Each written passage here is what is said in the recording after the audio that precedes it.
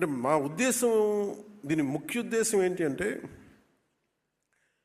ఒకటి, నేను ప్రభుత్వ అధికారులు మన ఉద్యోగం గురించి నేను ఎందుకు ఆలోచించగలిగినంత బలంగా అంటే, నా తండ్రి ఒక ప్రభుత్వ ఉద్యోగి.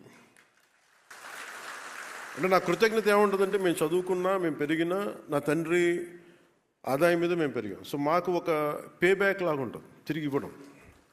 సో నేను ఎలా ఇవ్వగలను తిరిగి? ఒకటి, మనం సమాజానికి చేసేది, ప్రజలకు చేసేదితో పాటు ఈ ఆంధ్రప్రదేశ్ రాష్ట్ర ప్రభుత్వ ఉద్యోగులకి నాకు సంబంధించిన శాఖ వరకు నేను ఏదైనా చేయగలను అనేది ఇప్పుడు ఒకటి ఉండేది. సో దాంట్లో వెంకటకృష్ణ గారితో మాట్లాడినా, మన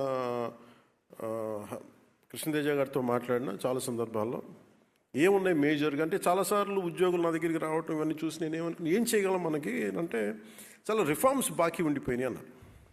సో దీన్ని శశిభూషణ్ గారి దృష్టికి తీసుకెళ్ళి చాలాసార్లు దాని మీద మాట్లాడి ఫైనల్గా మేము ఏమనుకున్నాం అంటే, ఇంపాక్ట్ఫుల్గా పనిచేయాలి. అంటే నేను ఏ మనిషి అయినా సరే, సగటు మనిషి ఏం కోరుకుంటాడంటే, ఎక్కడో ఉన్న స్థాయి నుంచి నేను ఏదో ఒక మెట్టి ఎదగాలను